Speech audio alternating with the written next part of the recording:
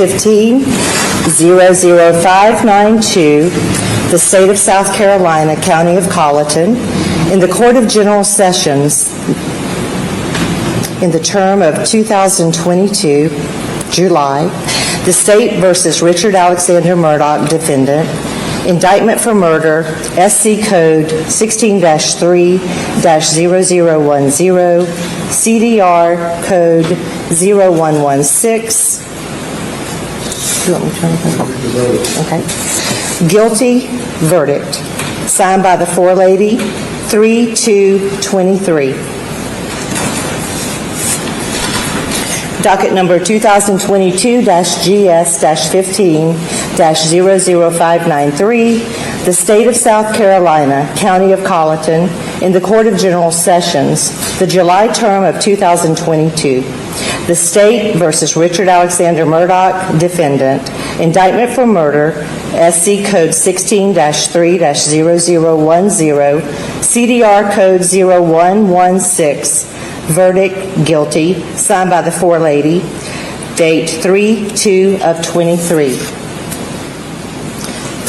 Docket number 2022-GS-15-00595, the State of South Carolina, County of Colleton, Court of General Sessions, July term 2022.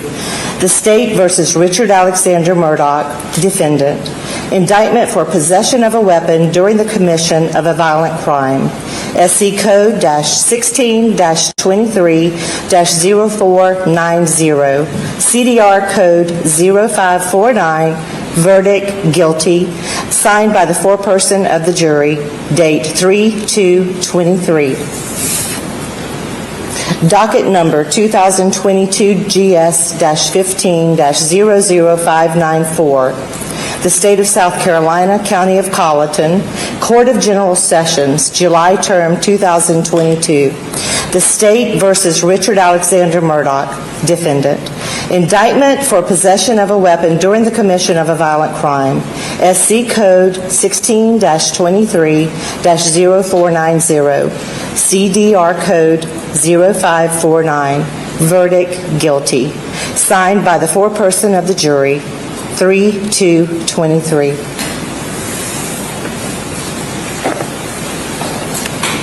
Thank you. What if I told you that while prosecutors described in horrifying detail how his younger brother's brain exploded from a shotgun blast, one man sat in that courtroom barely flinching? What if I told you that same man smirked? Not cried, not collapsed, smirked.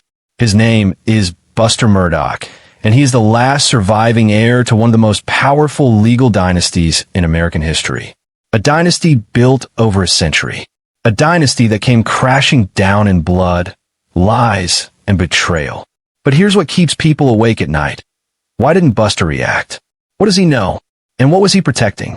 This is a story about legacy, loyalty, and the suffocating weight of being the last one standing when everything you knew was built on lies. Before we dive into one of the most disturbing family sagas in modern history, if you're fascinated by the dark psychology behind true crime, the hidden motives, and the unanswered questions that haunt us, then you need to subscribe to Dark Trail Files. We don't just tell you what happened. We take you inside the minds, the moments, and the mysteries that others won't touch. Hit that subscribe button and turn on notifications because you won't want to miss what we uncover next. Now, let's talk about Buster Murdaugh and the chilling behavior that made him one of the most analyzed figures in modern true crime history. February 2023. A South Carolina courtroom sits in heavy silence as the prosecution presents their case against Alex Murdaugh, accused of executing his wife Maggie and son Paul at their family estate. The details are graphic, disturbing, the kind that makes seasoned investigators turn away. Forensic experts describe wound patterns, bullet trajectories, and the catastrophic damage inflicted by close-range shotgun blasts. But someone in that courtroom doesn't turn away.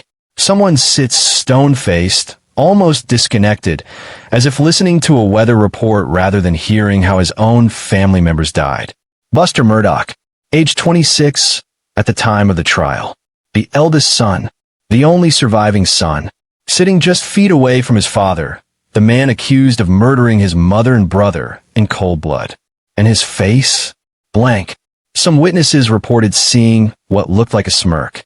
Others said he appeared almost bored, detached from reality.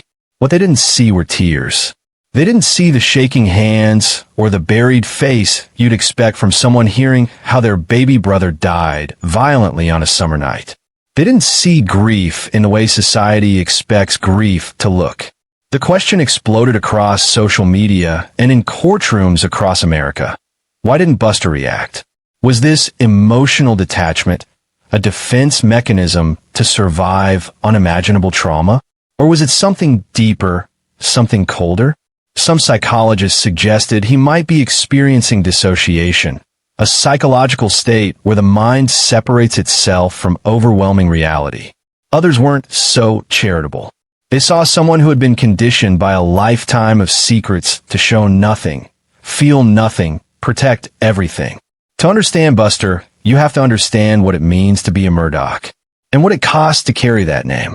For over a century, the Murdaugh name meant power in South Carolina's Low Country. It meant influence that extended into every courtroom, every sheriff's office, every back room where justice was decided.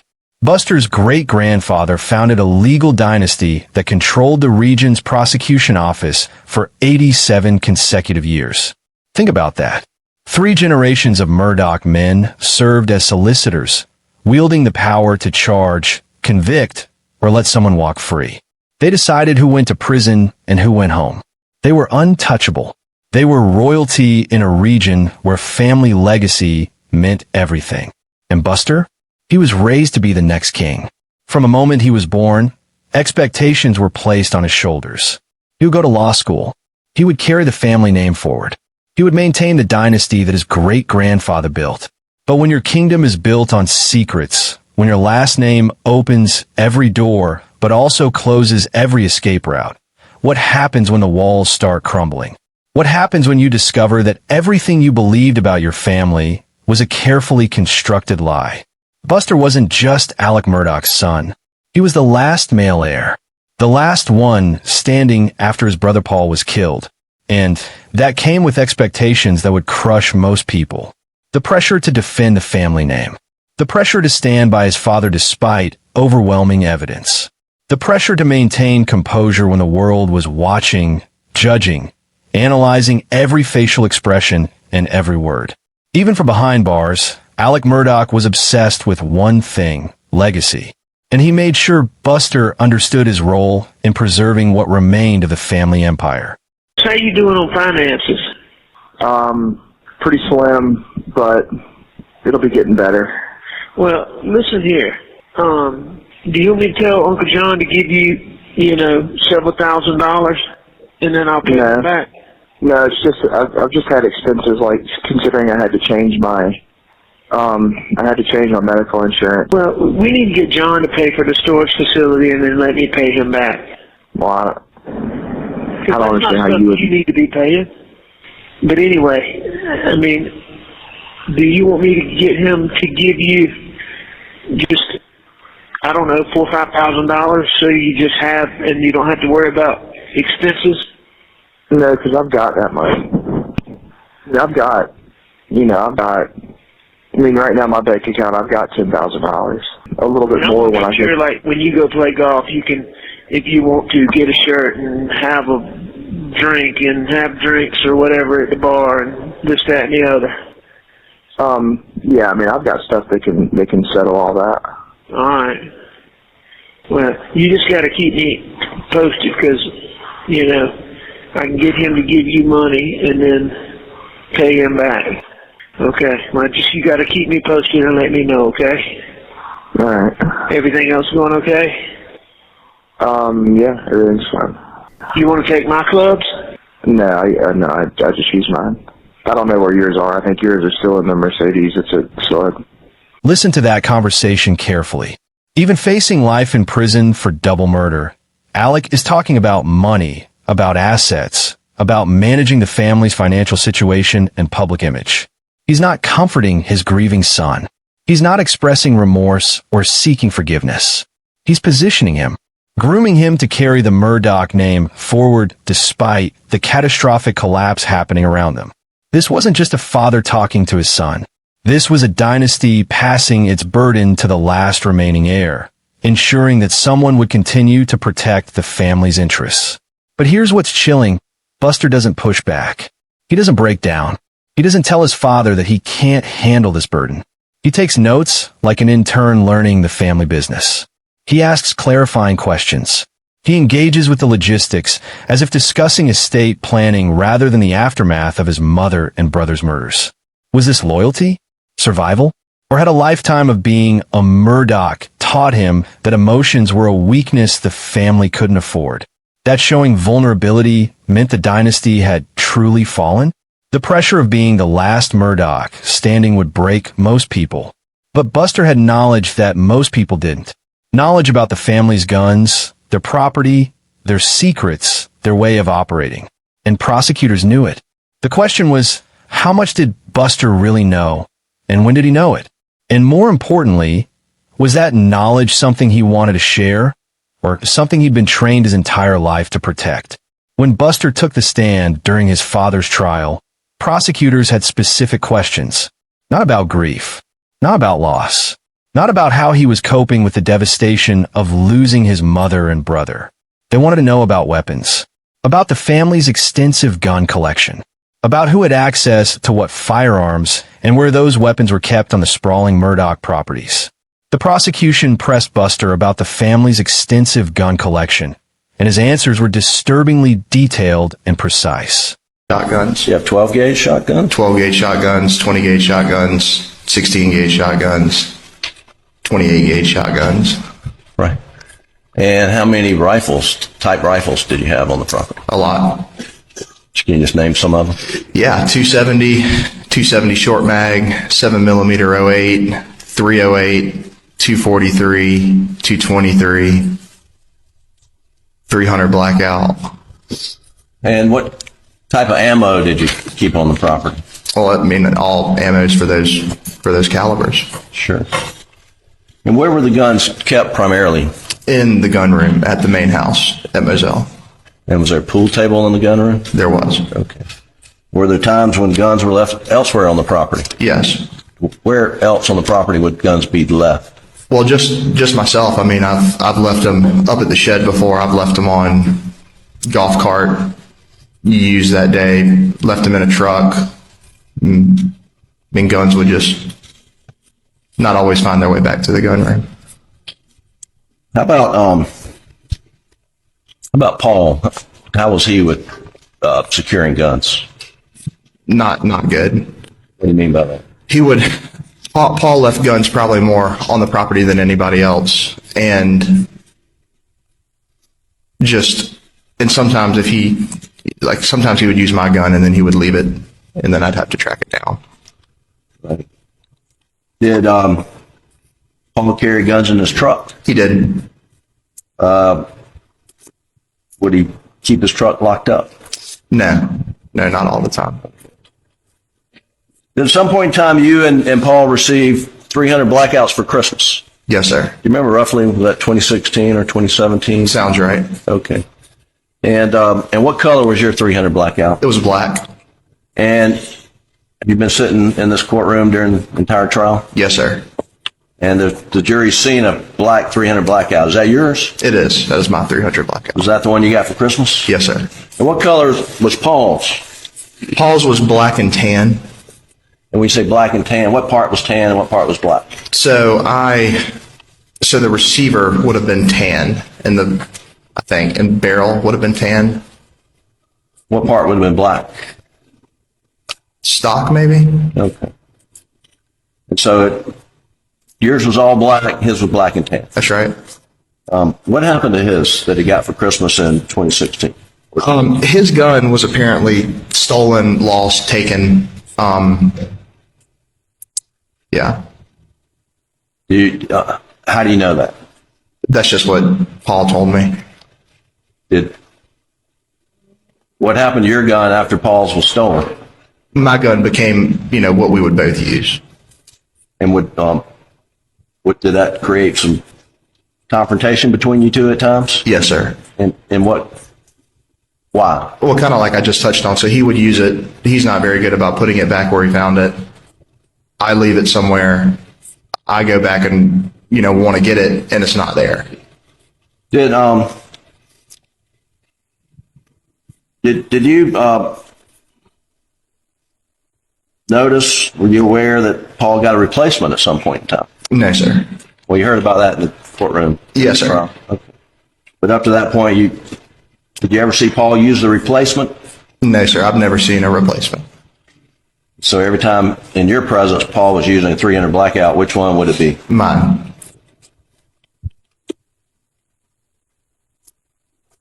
There's, I'm not going to pull these guns out, Buster, but there's been discussion, and the jury has seen a 12-gauge Benelli with a Mojo sticker on it. Whose gun is that? That's mine.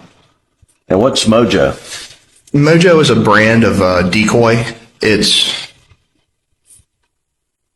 basically what it is it's, say you buy a wood duck Mojo and it sits on a pole, but the wings are motorized. So it's to replicate, a more alive duck. And did you, why's your Benelli have a Mojo sticker on? Because I bought a Mojo decoy, and in the box it came with a sticker, and I put the sticker on the gun barrel. And so that way that's your gun. That's right. I believe the evidence in the case is that Mojo Benelli, when it was seized, was loaded. Did you frequently put the gun away loaded? Yes, sir. Why?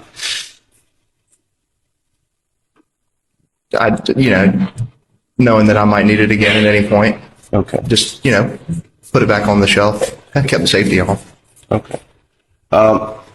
And I think it was loaded with a 3-inch and a 3.5-inch turkey load. Do you remember that you would load that gun with a 3-inch and a 3.5-inch? Yes, sir. And why would you do that?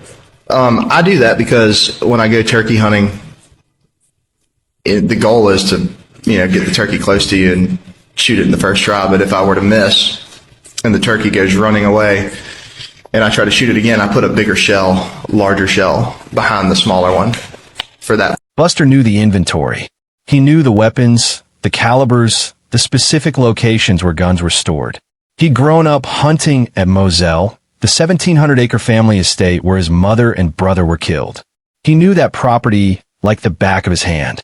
Every trail, every hunting blind, every shed and building where firearms were kept. This wasn't casual knowledge. This was the intimate familiarity of someone who had spent countless hours on that land, who understood the rhythms and routines of the family's hunting traditions. But it gets stranger, much stranger, and much more disturbing when you consider the timeline of what happened next. Just months after Maggie and Paul were murdered at Moselle, Alec made a request from jail that left investigators stunned and questioning his motives. Can you hear me? Hello? Yeah. What you doing? Nothing. At Greenfield. Y'all hunting? We're going to this afternoon. Let me tell you what you ought to do, Buster. I think the damn feeders were full over there at Moselle. If you felt like going back there, I bet with nothing going on, I bet there's deer all over them things. I don't mean back. What's that going to do for me? Kill a deer? I'm not going hunting out there. I don't blame you. I'm just letting you know. Do you care if I let Jim do it? Jim who? Jim Griffin. Oh, I let him hunt deer out there? Or what are you talking about? I didn't know if you wanted to hunt doves out there. If you do, then I want you to do it. If not, then I'm going to let him do it. Do you want a dove hunt out there? No. Not at all.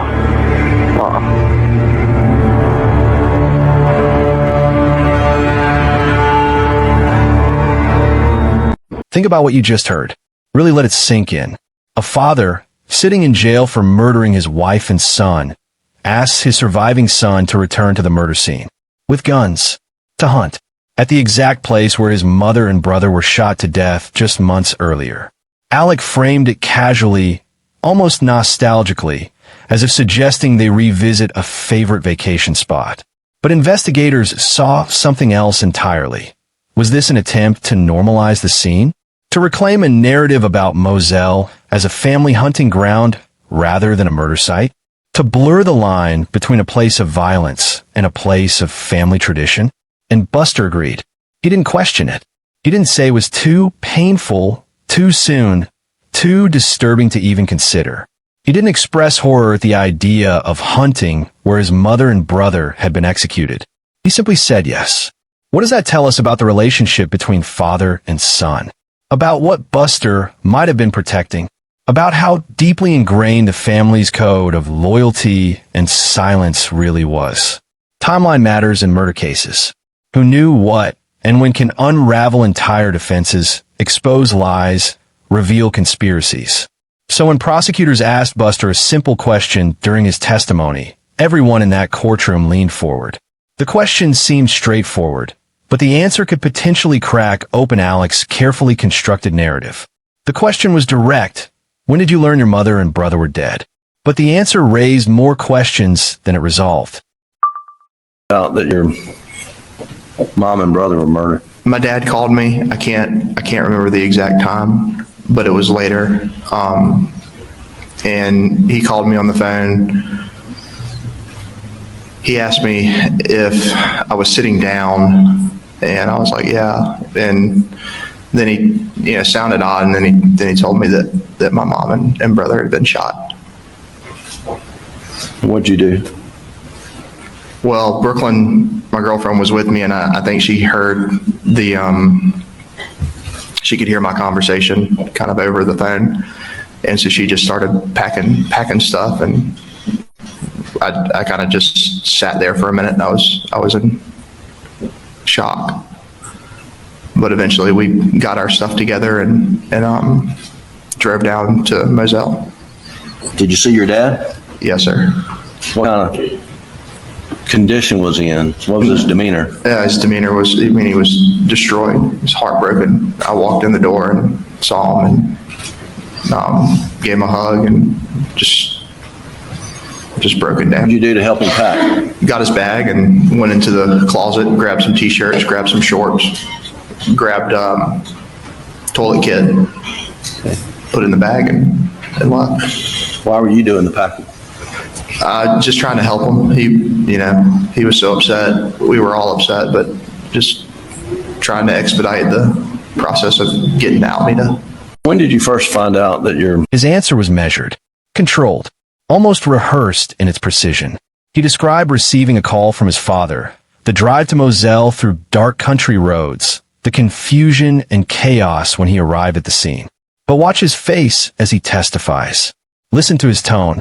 There's an emotional flatness that unsettled observers and sparked endless online debate. Where was the moment of collapse? The point where reality shattered him? The raw emotion you'd expect from someone describing the worst night of their life. Some psychologists suggest that emotional numbing is a survival response to overwhelming trauma. When the mind can't process the magnitude of loss, it shuts down emotional responses to protect itself from complete psychological breakdown.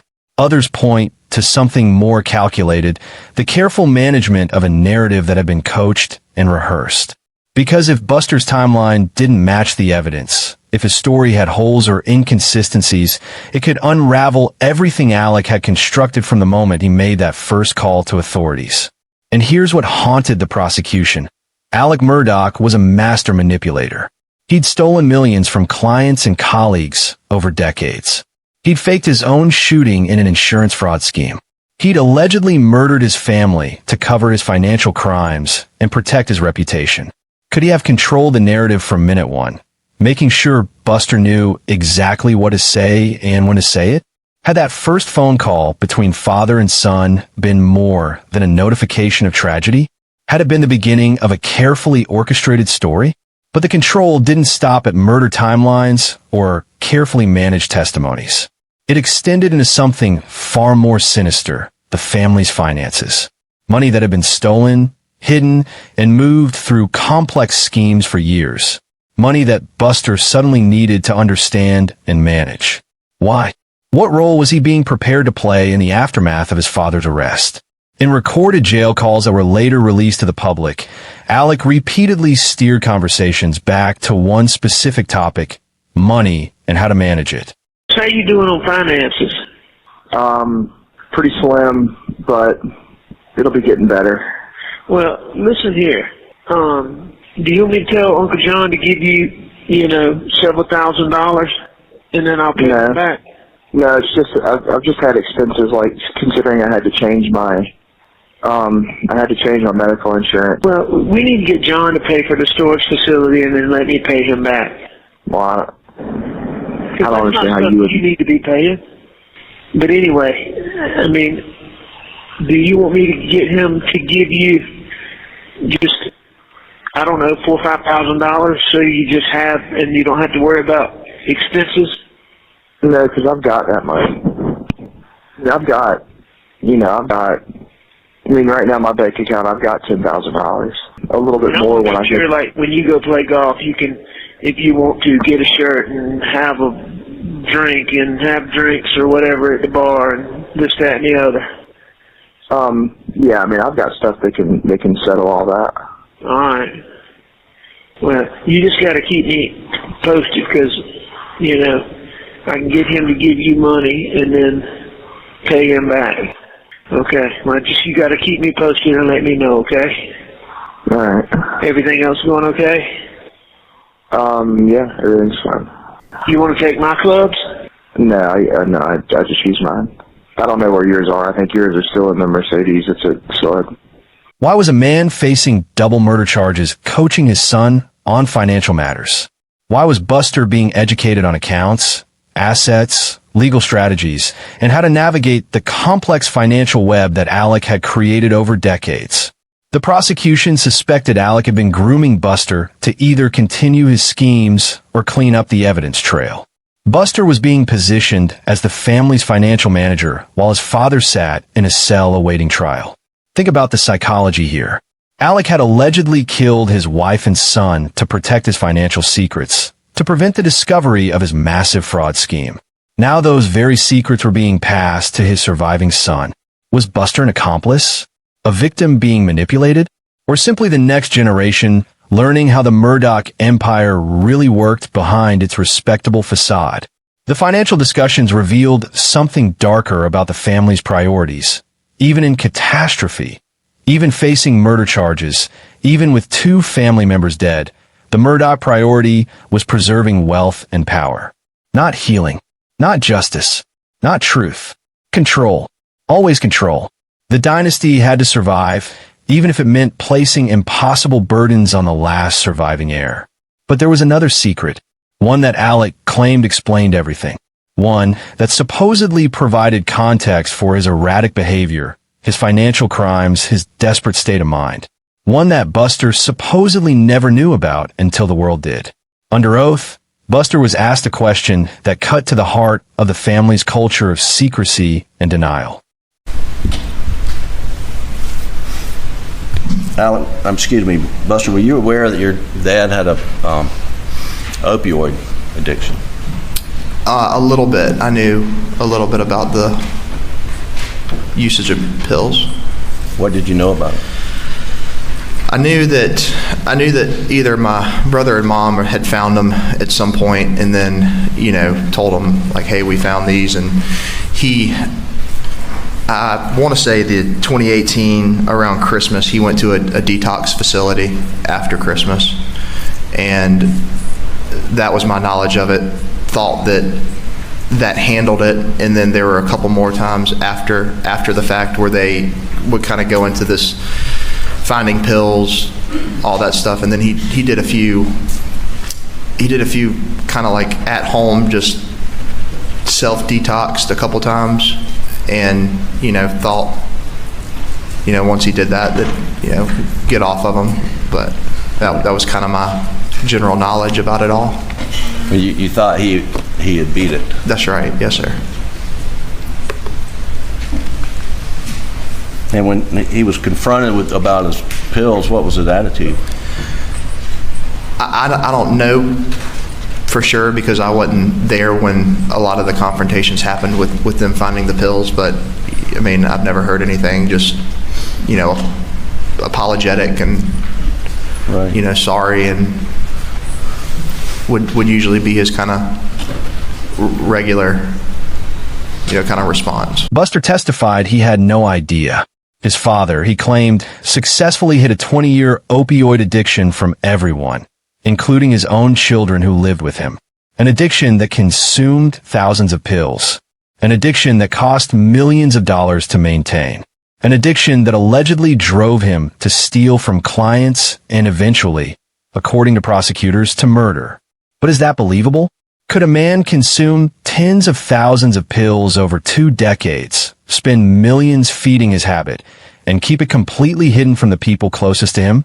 Or was there a deeper truth that the Murdaugh family operated on a code of silence that was so deeply ingrained it became invisible? Don't ask questions. Don't look too closely. Don't acknowledge what's right in front of you. Maintain the image at all costs. In powerful families, especially those built on secrets and reputation, denial becomes more than a coping mechanism. It becomes a survival skill. You learn not to see what's right in front of you because seeing it means confronting it. And confrontation means the empire crumbles. The dynasty ends. The family name gets destroyed. Buster's claim of ignorance fit a disturbing pattern. The smirking during testimony about his brother's death. The flat effect when describing the moment he learned his mother and brother were murdered. The casual conversations about hunting at a murder scene. It all pointed to someone who had spent a lifetime learning not to feel, not to question, not to break the family code under any circumstances. Someone who had been trained to prioritize the dynasty over personal truth. But perhaps the most revealing moments came not from the courtroom, but from behind bars. The jail calls between Alec and Buster, released to the public during the trial, paint a disturbing picture of their relationship and the psychological dynamics at play. Listen carefully to how Alec interacted with Buster after being charged with double murder. The tone is shocking. I knew people would talk, but I'm way past worrying about what people that don't matter say. There's so many people that they don't have a freaking clue. Well, it's easier for you. You don't run into these people in public. Which people? Any people that has a negative outlook on this thing. Well, do you know who they are? Nah, man, but I get stopped and yelled at all the time. I got cussed out in the gas station the other day. You kidding? Nah. So what? Being who I am, I guess. Who was it? Yeah, and so I don't know who he is. Some redneck fella. And what did he say? He just started making a ruckus in the gas station, yelling at me, talking about WTOC's looking for me, and called me a piece of shit and just stuff like that.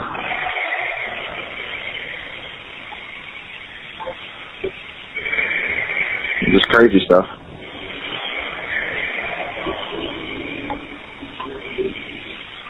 I'm sorry as I can be. Okay. I don't really talk. Not really talk to him. I just kind of escape the situation.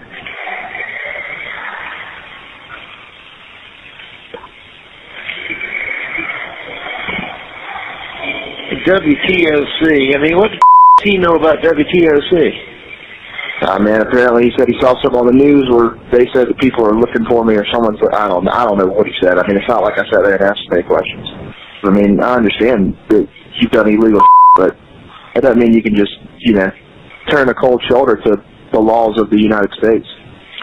Allegedly done illegal stuff. I'm kidding. Anyway,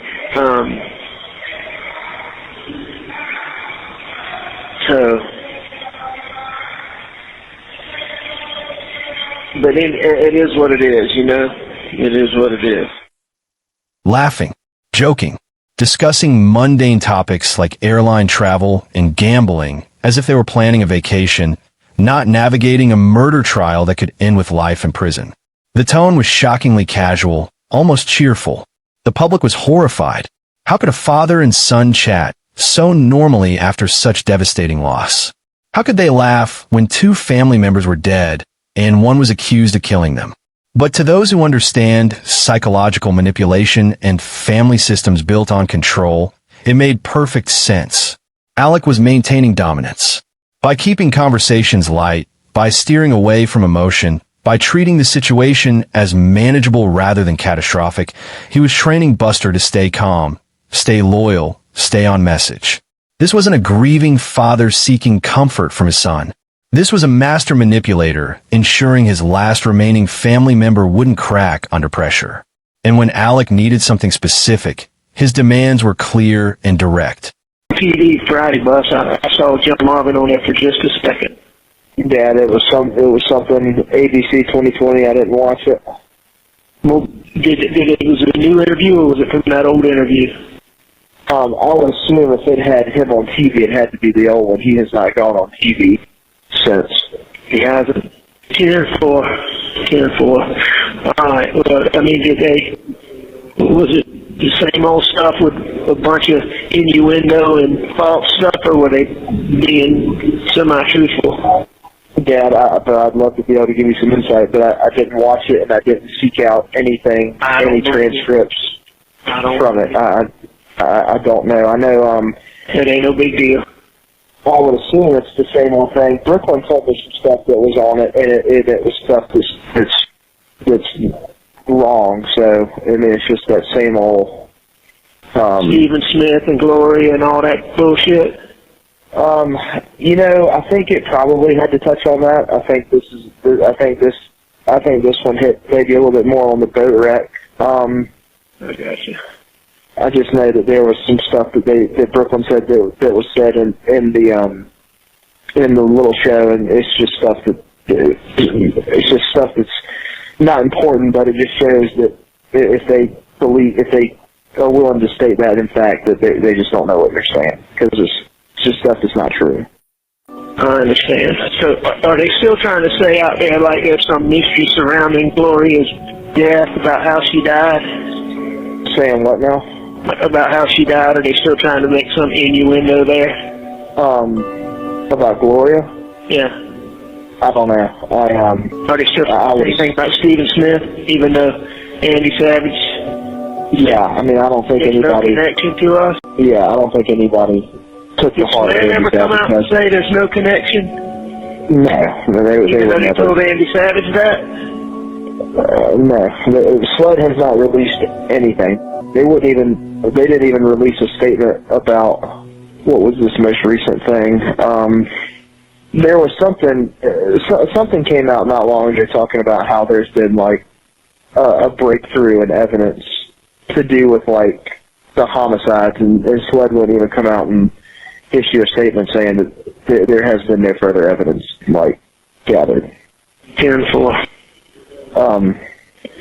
So personally, I would not count on Sled to help in any way. I was just curious. All right, my man. You get some rest, and now, what time you get on the road tomorrow? About 8 a.m. All right, I'll give you a call sometime when I can. Buster, what's going on with COVID out there? It must be going crazy. It's this new variant. It's Omni COVID or whatever. Omicron. Omicron. That's it. Alec was obsessed with image management and controlling the narrative. He needed to know how the family was being portrayed in the media, what narratives were forming, what threats existed to the Murdaugh name and reputation, what stories were being told about the dynasty's collapse. And Buster was his eyes and ears on the outside, his intelligence officer, his PR filter, his connection to the world beyond prison walls. Another call revealed the strange normalcy of their conversations, even in the worst possible circumstances. I don't know what's going on, but there's some big weekend where the Bloods and the Crips kill each other. So this is the first time I've been out of my thing in, I don't know, a while. It's been on lockdown all week. So I don't know when I'm going to get the call again. I just didn't want you to worry about me. Okay. How do you know that this is a big weekend that gangs kill each other? Because I asked a guy, I was like, we've been on lockdown since the only times I've been out of my cell were to go see Jim. The other day, and to go, I don't know, get some medical thing. And I was like, well, are we going to get out of our things today? And he's like, nah, this weekend is, and he called it something. And I'm like, what is that? And he said, that's a big, something with the blood. And, they fight. I don't know, kill each other. I don't know. I ain't seen no blood where I'm at, but I guess it's uniform across the board. Okay. Anyway, that's what they told me. Alec described his daily routine behind bars with almost no emotion. He talked about meals, schedules, interactions with other inmates as if discussing office life. And Buster listened, engaged, responded appropriately. To an outside observer, it seemed surreal, almost impossible. But to prosecutors and psychologists studying the case, it revealed a relationship built on control and compliance. Buster wasn't just Alec's son. He was his last soldier, his final loyal defender in a world that had turned against the Murdaugh name. But the most disturbing jail call was yet to come, one that made people question everything about the Murdaugh family's priorities and values. One that showed just how far Alec's manipulation extended, even in grief. One that revealed something chilling about how he viewed his murdered family members. The holidays approached. Maggie and Paul had been dead for over a year. The family estate sat empty. Their belongings remained untouched, physical reminders of lives violently ended. Alec sat in jail, awaiting trial for their murders. And he had a specific request for Buster. One that would shock investigators and the public when the call was eventually released. What Alec asked his son to do with Maggie and Paul's belongings left people speechless and questioning his humanity. Nights are better. Yeah, having a good day. I've been spending so much money and it hurts me. On what? People's Christmas presents. Well, I mean, I gotta buy a present for everybody. Well, And it's a lot of people. I'll tell you this, Bus. What? Hang on. We give people something that was Mom or Paul's. And I think people really like that. Well, I mean, I wasn't gonna do that. We'll see if I get out of here, which, like I say, I'm not optimistic, but we'll see. We'll see. They seem to be optimistic, but they were optimistic the first time too. All right. Anyway. Well, I mean, I've already bought everybody something, so. Well, we'll talk about finances when I get out of here, but I'm gonna make sure you're okay. Well, I mean, I make money. I know. And if I don't go back in the spring, then I'll continue to make more effectively. I know. Talking about anyway, we'll get all that square. Talk to you when we're not on this phone being recorded. Let that sink in. Alec wanted Buster to take his dead mother's and dead brother's personal items and give them away as Christmas gifts. Not keep them as sacred memories. Not preserve them out of respect for the dead. Not treat them as precious reminders of loved ones lost. Give them away. Make them useful. Distribute them like party favors. The request revealed something profoundly chilling about Alec's psychology. Even his murdered family members were assets to be managed, distributed, utilized for maximum benefit. There was no sanctity, no grief in the traditional sense. Just cold, practical thinking about resources and how to leverage them. The items weren't symbols of love and loss. They were things that could serve a purpose, maintain relationships, keep connections alive during a difficult time. And Buster? He didn't refuse. He didn't explode in anger or break down in tears at the suggestion. He didn't tell his father the request was inappropriate or deeply disturbing. He took the instruction like he'd taken every other instruction from his father throughout his life. Calmly, efficiently, without visible emotion. Which raises the haunting question that defines Buster's entire role in this tragedy. At what point does loyalty become complicity? At what point does being a dutiful son become being an enabler of something far darker? Throughout the trial, Alec addressed Buster directly from the stand, and the moment was heavy with unspoken meaning. Buster, I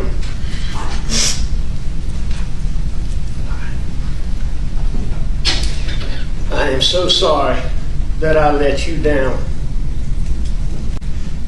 I am so sorry that I have not been able to be with you.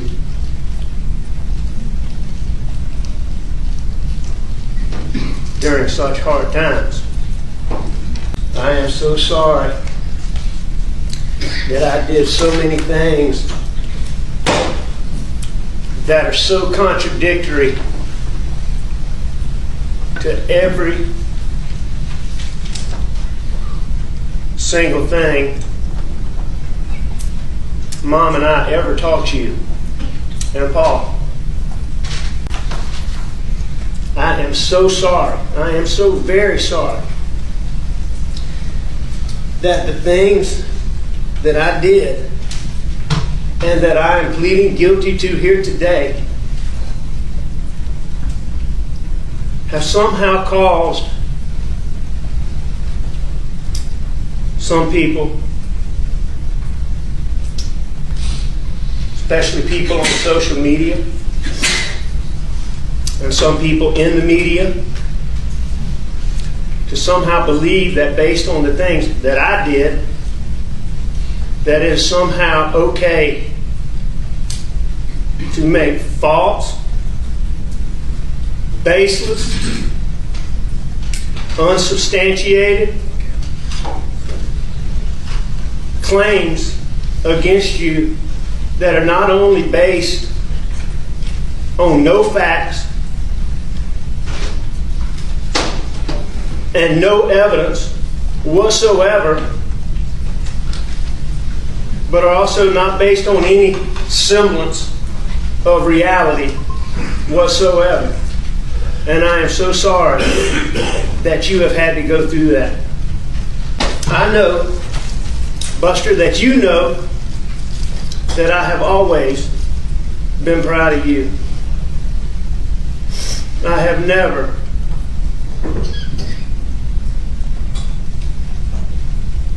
been more proud of you than I am for the way that you have handled all of the adversity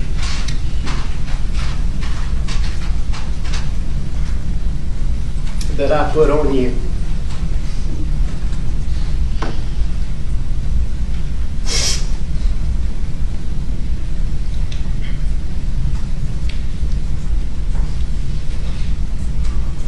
Your whole family is proud of you.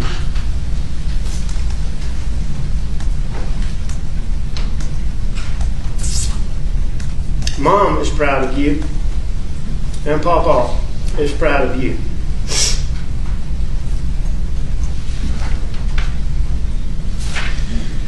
I see in letters, emails, and messages that people give to my attorneys. That moment encapsulated everything. A father facing his son across a courtroom. A son sitting in support of a man accused of murdering his mother and brother. What was running through Buster's mind in that moment? What conflicting emotions, loyalties, and truths were battling inside him? What was he protecting, and at what cost to his own soul? Here's what we know. Buster never publicly turned on his father. He attended the trial every day. He testified when called. He maintained the family line. He stood by Alec even when the evidence seemed overwhelming. But the question that haunts everyone who followed this case is deceptively simple. What was Buster really protecting? Was he protecting his father? The man who raised him, who gave him the Murdaugh name and all its power and privilege. Was he protecting the family legacy? 100 years of influence and respect that could still be salvaged if managed carefully and strategically? Or was he protecting himself from knowledge he wished he didn't have? From questions he didn't want to answer? From a truth that was too devastating to acknowledge? From the possibility that everything he believed about his family was a carefully constructed lie? The The prosecution never accused Buster of involvement in the murders. The physical evidence, the timeline, the forensics all pointed solely at Alec as the killer. But Buster's role in the aftermath, his strange emotional distance, his unwavering loyalty despite overwhelming evidence, made him a figure of intense scrutiny and endless speculation. He became almost as analyzed as his father, his every expression dissected, his every word parsed for hidden meaning. Let's talk about what psychologists call compartmentalization. It's the ability to separate conflicting beliefs or emotions into different mental boxes so they don't have to be confronted simultaneously. It's a survival mechanism that allows people to function when reality becomes unbearable. And Buster Murdaugh appears to be a masterclass in compartmentalization. In one box lives the love for a father who raised him in privilege and power, who taught him to hunt and fish, who represented strength and family legacy. In another box sits the suspicion, maybe even the knowledge, that this same father murdered his mother and brother in cold blood to protect financial secrets. In a third box exists the need to preserve what remains of the family name, to salvage something from the wreckage of the dynasty. And in the final box lies his own survival, his own future, his own identity, separate from the catastrophe that destroyed his family. The smirk during graphic testimony? That might be what happens when compartments leak, when the brain can't process the enormity of what it's hearing and defaults to an inappropriate response, because the appropriate response would require opening all the boxes at once. March 2023. After weeks of testimony and deliberation, Alex Murdaugh was found guilty on all counts. 2 consecutive life sentences without the possibility of parole. The dynasty was officially over. The Murdaugh name, once synonymous with power and respect, was now forever linked to murder, fraud, and betrayal. The courtroom erupted in reactions. But Buster? Buster remained composed, present, supportive until the end. Buster's testimony had been crucial to both sides, walking an impossible tightrope between truth and loyalty. Richard Alexander Murdaugh Jr., M-U-R-D-A-U-G-H. I go by Buster. Mr. Murdaugh, is your father sitting over here at the defense table? Yes, sir. Tell the jury a little bit about yourself. Where you born, where you raised, where'd you go to school? Right. So my name is Buster, 26 years old. I live in Hilton Head Island, South Carolina. I was born in Savannah and lived in Beaufort for about 2 years when I was a little child. We moved to Hampton in about 2000, and I grew up in Hampton, went to Wade Hampton High School. And after high school, I went to a small college in Spartanburg called Wofford. Is your mother Maggie? Yes, sir. And your brother Paul? Yes, sir. When you moved to Hampton, do you remember how old you were when you first moved to Hampton? Three or four. Okay. And did you live in Hampton in a house in the city limits? Yes, sir. The town limits? Yes, sir. And you did that with your mom and dad and brother for how long? For around 20 years. Right. What schools did you go to coming up through in Hampton County? What did you go to grade school? Went to Ben Hazel Primary School, Hampton Elementary School, North District Middle School, Wade Hampton High School. Okay. And as you were growing up, what were your interests, Buster? Sports, playing sports, doing things outdoors, hunting, fishing. And was your father involved in those interests with you? Yes, sir. And was your mother also? Yes, sir. And in what way? Well, my father coached every Little League team I played on up until I started playing for the schools in which had a coach. And what about Paul? What were his interests growing up? Paul's interests were outdoors, mostly. Hunting, fishing, playing around in the woods. Right. Did he also play sports at times? He did. Yeah, he played basketball and baseball. Did your dad coach him as well? He did.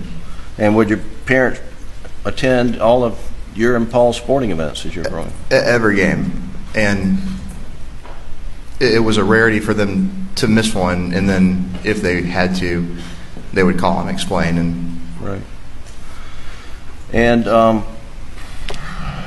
at some point in time, did your parents buy this property off Moselle Road? yes, sir. Do you remember roughly when that was? Right around 2012, I think. I would have been a sophomore in high school. And when that property was first purchased, did you move out to Moselle, or are you still living in Hampton? So we had a house in Hampton and also purchased the property at Moselle, which had a house. And for the beginning stages of owning Moselle, Hampton was still working as our primary residence. But I believe it was Hurricane Matthew, or one of the hurricanes came through and blew a bunch of pine trees over on the house. So it had to get work done to it. And from that point, we moved out from Hampton to Moselle while the house was getting fixed. And more or less, it just kind of, it never transitioned back to Hampton. It just almost like Moselle became the primary residence. And during this time, did your family also have a house at Edisto? Yes, sir. How frequently would you stay at the house at Edisto? Very frequently during the summertime. Okay. Almost every weekend. And when your family essentially relocated to the Moselle property and making it primary residence, were you still living at home in high school, or remember how old you were at that point in time? Yeah, I'm sorry, Jim. Will you say that again? Were you living at home at that point in time? Was that while you were still in high school or Yes. school? You remember when you transitioned to Moselle and started staying there basically full time during the school year? So when I was still in high school, we were living in the Hampton house, and then I'd gone off to college. Okay. Which is when the stuff happened, and they moved out to Moselle. So yeah, I was living at college. And when did you go off to college? 2014. Okay, so sometime after around 2014, family relocated to Moselle for the most part That's right. because of the hurricane damage. Is Yes, that- sir. Okay. Tell the jury a little bit about the Moselle property. I know they've heard a fair amount, but I think you probably know it better than anybody. Yeah, so the Moselle property it's roughly 1,700 acres, and a lot of that is really not even accessible. It's a lot of swamplands, a lot of stuff that you just, no road systems or anything like that, but a big portion of it is has road systems and everything, and it's a big property. It's broken up into several different parcels that border each other, and we have 20 some odd deer stands, dove fields, duck ponds, just all over the property. So What type of hunting did you and your brother and your father do at Moselle? everything: deer, duck, quail, dove, hogs. You have a duck pond? We have a duck pond. Okay. And the hunting was, did you have a lot of friends come out and hunt as well? Yes, sir. Okay. Now the jury has seen a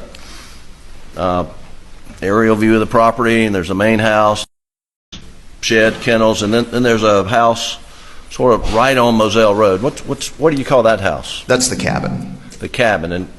And did you live in the cabin with friends over summers at some point in time? I did. The summer of my sophomore year, after my sophomore year, me and two of my buddies lived in the cabin. Okay. And who are those buddies? Nolan Tootin and Rogan Gibson. Okay. And so we can get more of this. We've heard about hogs and pigs on the property. Can you tell the jury a little bit about that? About the hogs? Yes, sir. We had a lot of hogs, and if you don't know, hogs are very destructive to a piece of property. You know, we plant food plots for the deer, plant the fields for the doves and the ducks, and they basically go through and ruin it all. So given the high population of hogs, we, would frequently go out and hunt them, try to cut the numbers down a little bit. Did what kind of guns did you have there at Moselle? We had a lot of guns. Did you have shotguns? We did. Shotguns. You have 12 gauge shotguns? 12 gauge shotguns, 20 gauge shotguns, 16 gauge shotguns, 28 gauge shotguns. Right.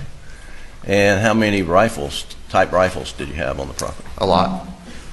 Can you just name some of them? Yeah, 270 short mag, 7mm 08, 308, 243, 223, 300 blackout. And what type of ammo did you keep on the property? Well, I mean, all ammos for those calibers. Sure. And where were the guns kept primarily? In the gun room at the main house at Moselle. And was there a pool table in the gun room? There was. Okay. Were there times when guns were left elsewhere on the property? Yes. Where else on the property would guns be left? Well, just myself. I mean, I've left them up at the shed before. I've left them on golf cart.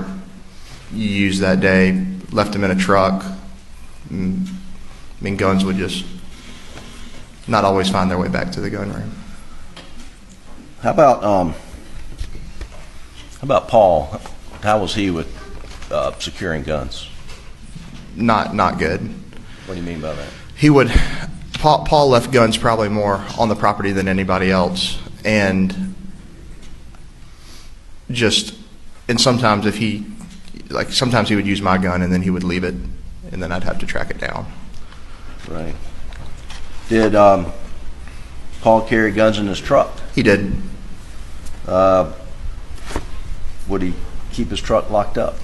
No, not all the time.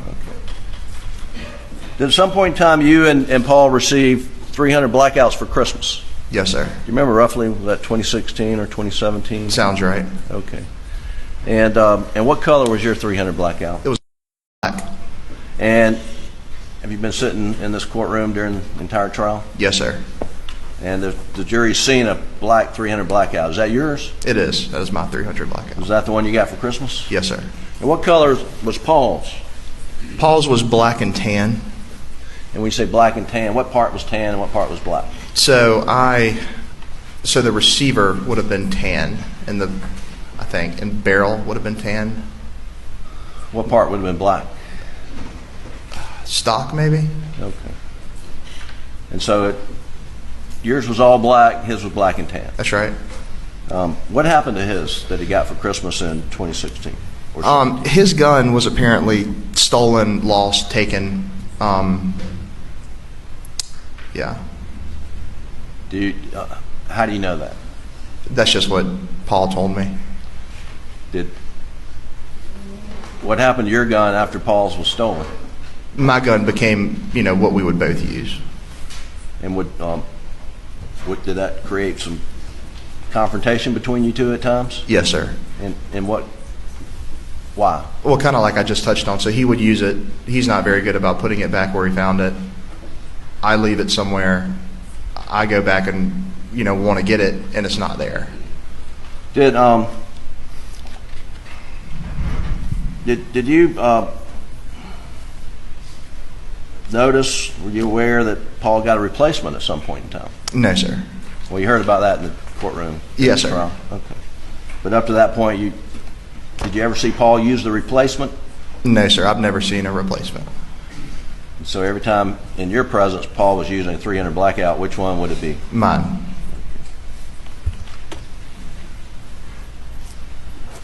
There's, I'm not going to pull these guns out, Buster, but there's been discussion, and the jury has seen a 12-gauge Benelli with a Mojo sticker on it. Whose gun is that? That's mine.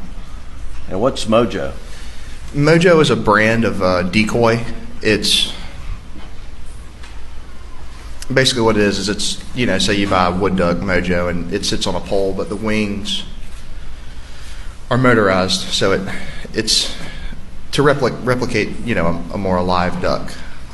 And did you, why's your Benelli have a Mojo sticker on it? Because I bought a mojo decoy, and in the box it came with a sticker, and I put the sticker on the gun barrel. And so that way you know that's your gun. That's right. I believe the evidence in the case is that Mojo Benelli, when it was seized, was loaded. Did you frequently put the gun away loaded? Yes, sir. Why?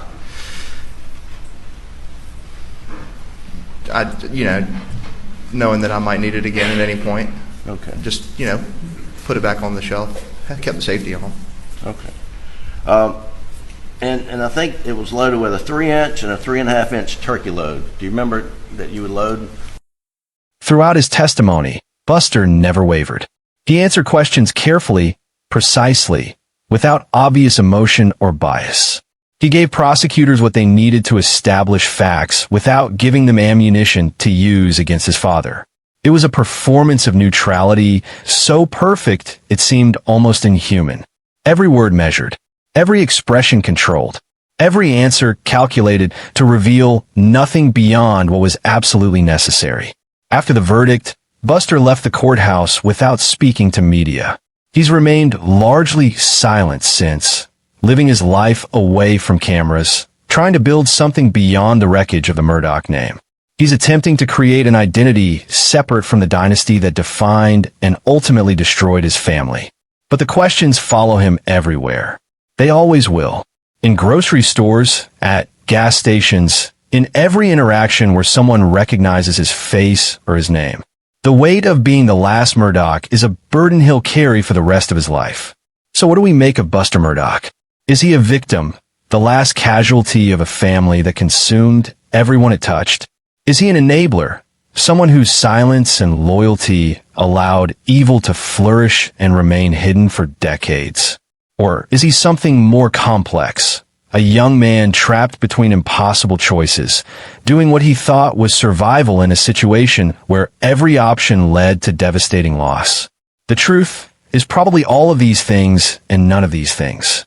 Buster is a reminder that in true crime, the most disturbing question isn't always who committed the crime.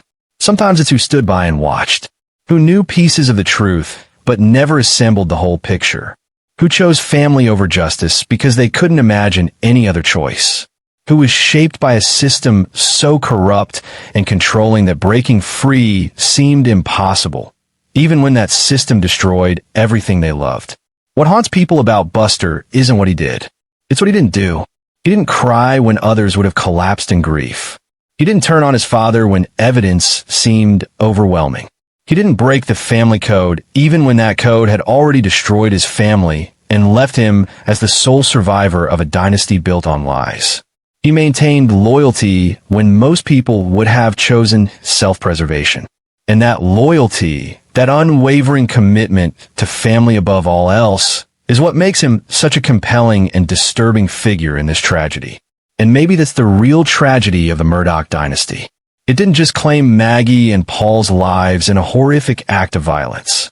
It claimed Buster's humanity, his ability to react naturally to devastating loss, his freedom to choose his own path.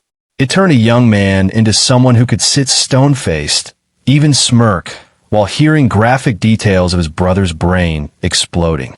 Not because he's a monster, not because he lacks empathy or compassion, but because being a Murdaugh meant learning not to feel, learning not to question, learning that the family name mattered more than any individual life, including his own, learning that loyalty was the highest virtue, even when that loyalty demanded the sacrifice of truth, justice, and personal integrity. The Murdaugh empire is gone now. The law practice is dissolved. The properties are being sold to pay victims of Alex fraud. The name that once meant power now means infamy. Alec will die in prison, never experiencing freedom again. But Buster remains, the last heir to a dynasty built on secrets, maintained by silence, and destroyed by its own corruption. He carries that weight every day, And we're left wondering, what does he know that he'll never tell? What did he see that he's trained himself to unsee? What price has he paid and continues to pay for being the last Murdaugh standing?